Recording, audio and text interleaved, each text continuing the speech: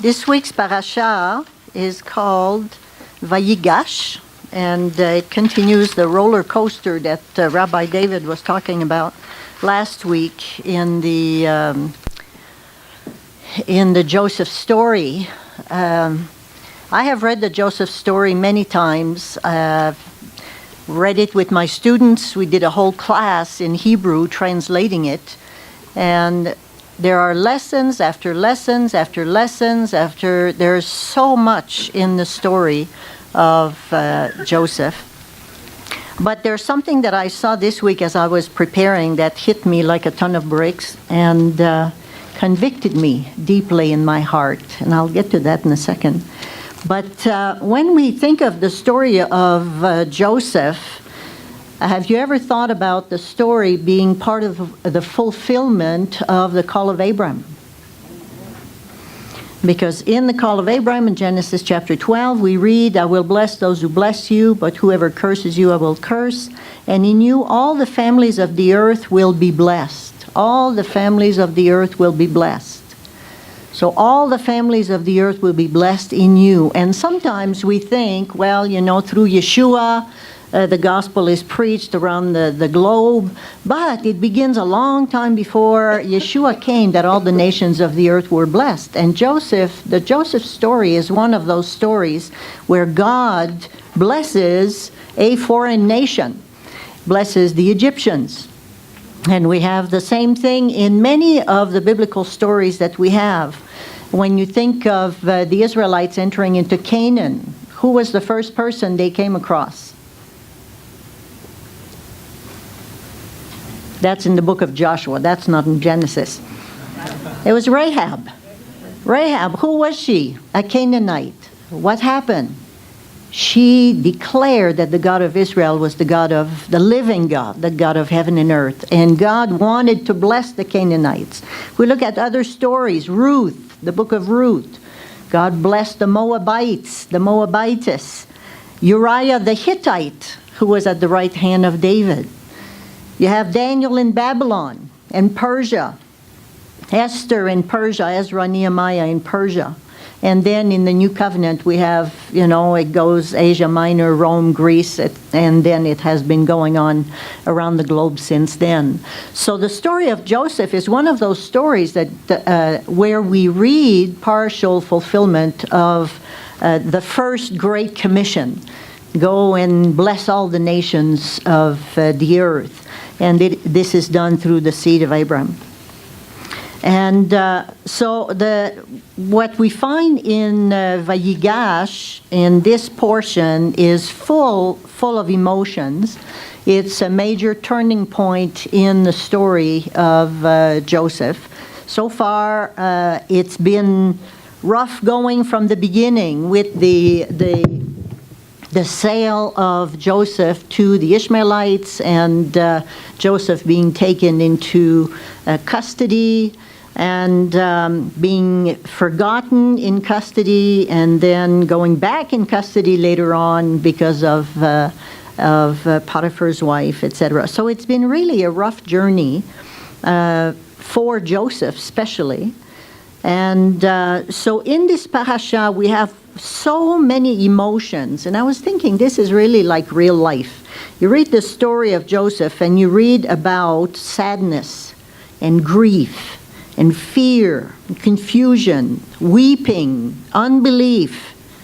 And eventually what we see is that all this is flipped on its head, and we call that often the reversal motif. God flips things on their heads and all of this is replaced with joy, with excitement, with reconciliation, with love, with anticipation of better things. And that's life the way we also live it. We have grief, sorrow, we go through difficult times, but God is always there, and He knows how to restore our joy. And He knows how to bring joy in the morning. And so I love the fact that this is a real story of real emotions and real pain. And the way it's written in Hebrew, it's very interesting because you have all these rhetorical devices the way the verbal system is used in this throughout the Joseph narrative. It's always with a lot of emphasis, a lot of punch, and a lot of intensity, and also it's full of rhetorical questions. And you know, when you have rhetorical questions, it kind of leaves you hanging. You know, huh? Do you really think this is going to happen? You know. Do you really think that God is going to fulfill this? Do you really think that... So from the beginning to the end of the story, it's built like this with intensity. And when we get to chapter 45, it's really the culmination, the explosion of the emotions. Chapter 45 is a monologue, and often you have dialogues in the Joseph story, but you end up with a monologue in this chapter where... Joseph reveals himself to his brothers. And so far it seems like he has tortured them a few times emotionally and giving them a run for their money. And but in this chapter, we read that he could no longer restrain himself. And we read before that he wept. He saw his brothers and he cried. And if you have a broken family, and it's painful, and sometimes it brings you to tears that you just can't get things put back together. But God knows how to do that, and in His time, and it's difficult and it's painful. So we've seen Him weep before, and we see Him weep in this chapter in an amazing way. He just weeps and loses it, and so loudly that the Egyptians can hear Him cry, and finally He can't hold it in anymore. And so one thing he says to his brothers, Ani Yosef, Achichem. I'm Joseph, your brother. Hello, I'm Joseph, your brother. And it says that they couldn't react. They didn't know how to react because first of all, they were afraid. You know, what do you mean? And, I mean, it's the third time that they've come to him, and they haven't recognized him yet. You know, so finally he repeats to them, I'm Joseph, your brother. And he says, come near, because they would not have been able to come close to him because of his position before. Even some places we read that there was a mediator or a translator between them. And so he says, I'm your brother. And what really hit me when I read this chapter over and over is that, first of all, he says to his brother 3 times, one after another, I'm Joseph, I'm Joseph. But he says, it's about God. This, what happened, it's about God. No, it's not about you. It's not about me. It's about God. It's about what God is doing. And you know, how many here have ever been hurt by someone? If you don't raise your hand, you know, that's all of us. And when I read this chapter, and not only do I see him welcoming, embracing his brothers, what I see is that never in the Joseph story do we hear him talk against his brothers. Even when he was in prison, after he interpreted the dream of the cupbearer, what did he say? He didn't say, oh, doggone it, I'm here because my brothers just kind of threw me in the pit and they're nasty, and that's not at all what he said. He said, I was forcibly kidnapped from the land of the Hebrews, and even here I have done nothing at all that they should put me in this pit. So and I'm guilty, and that's why it really hit me that I have been hurt in my life, as we all have been hurt in my life, but there are times when I've talked to others about the people who hurt me. And it makes you feel good. You kind of discredit them because they have wronged you. Whether it's real or not, whether it's, it's the truth or not, Joseph was in a position where he could have really bad-mouthed his brothers. But he doesn't. He doesn't while he's in jail, and he doesn't while he's in a position of leadership in the kingdom. And here, what we find in this chapter is after he reveals himself to his brothers, Pharaoh finds out that his brothers are there, and had he told Pharaoh, I come from a really nasty family. I can't stand my brothers. They lie, they cheat, they're rough, they're violent, all of these things. How do you think Pharaoh would have reacted to the brothers being there? Pharaoh would have never said, oh, well, therefore, give them the best of the land. He would have said, don't even give them grain, send them home, forget them. And so when I was thinking of the impact of what we say about those who have hurt us, it may really make a change in their life in the future and in my life in the future. And so I thought, how often have I been guilty of this? I've been hurt. I said so. I explained why, told them who, all that good stuff. But you know what? What if they needed to hear the gospel? And then forget it. I'm not going to your congregation, because I know what you've said about me or that type of thing. And so all of us have these opportunities to react like Joseph reacted and not blame those who have hurt us. Not discredit those who have hurt us because they need the gospel. They need what God wants to give them. So Pharaoh did not know about all the nasty stuff that had happened. And so he loved Joseph. Joseph was close to him. Joseph had grown up in his household and had been blessed and was blessing the land of Egypt. And so he said, well, bless your brothers, bring your whole family, I'll give them the best of the land. And I thought, wow, how different things may have been in my life and in other people's lives had I not spoken about them in a negative way and discredited them with my words. So the power of words and the words that Joseph doesn't say here is very clear to me. And Joseph is also often looked at a messianic figure. And he reacts often the way you think of a godly person. God was with him. And this morning, as I was thinking about this and praying about this text, and what came to me is that as a messianic figure, can you see Yeshua going to the Father and say, hey, you won't believe what they did to me down there. They hurt me. All their sins, they threw them on me. Absolutely not. What happened when Yeshua was resurrected, went to the Father, and then sent the Holy Spirit, and then to bless us? Those whose sin he has carried upon the cross. And so, what an example from the Hebrew Bible. And even before we have the example of Yeshua of how we should react when we've been hurt by people. And we will be hurt by people. If you haven't been hurt by somebody, I'd be surprised.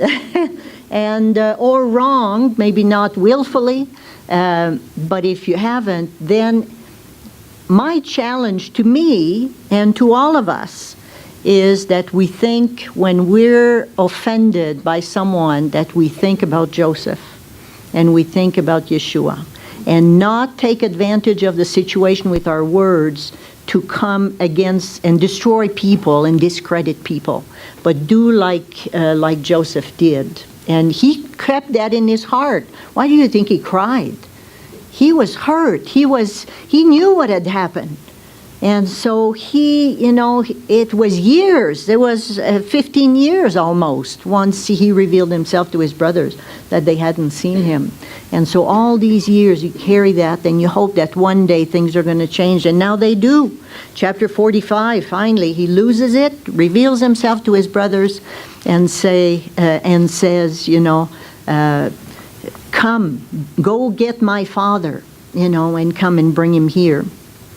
But I also found a little bit of humor in this chapter when he reveals himself to his brothers, and he says, go get Joseph and bring him. And he says, verse 24, don't be anxious on the way.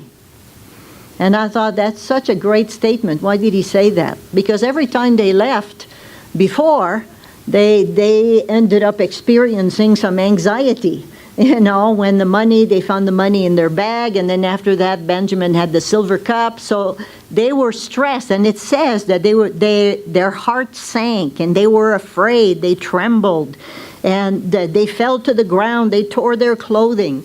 So this time Joseph says, don't worry, this time I'm not going to do one of them things to you, You can go back to Canaan and go get your father and bring him here. Because first of all, it took the father and all the brothers for the fulfillment of the dreams to take place. And so, and then Pharaoh blesses the entire family and sends abundance of gifts to Jacob, and animals and carts and everything that he needed. And on the way to Egypt, from Hebron to Egypt, going directly west, they stop in Beersheba, and in Beersheba, the Lord appears in the vision of the night to Jacob and says to him, don't be afraid, go down there. I will go down with you, and I will come up with you. So I will come back. I'll be with you the whole way. And it's interesting because going down, what we have heard from Jacob so far is, you're going to send me down to Sheol if you don't bring back Benjamin. You're going to bring me down. Yarad, Yarad is repeated several times. It's always negative. But here God uses the same term, I will go down with you. You're not going to be alone, and you're not going to go to Sheol, but you're going to go down, I'll go down with you, and then I'll come back up with you. So real words of comfort in this theophany of the night, and before they leave. And then we have a short genealogy that tells us that there were really 66 Israelites who came to Egypt. And we know that when Moses delivered the Israelites out of Egypt, that we have multitudes and multitudes that have become a threat. If you have a few million people 400 years later. And so they had come, they blessed Egypt, and they were blessed by Pharaoh also. And so at the end of the parasha, we have Jacob, who introduces his family to Pharaoh and says, here they are. And he said, well, when you meet Pharaoh, and he says, well, what do you do? Don't tell him you're shepherds, because the Egyptians abhor shepherds. There's something unacceptable, dirty about being a shepherd. And rather say that you take care of livestock. And so it's a better job, I guess. And that made me think of the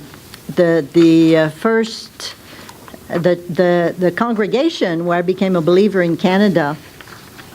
The pastor had 3 children, and his son didn't like to tell people that his father was a pastor.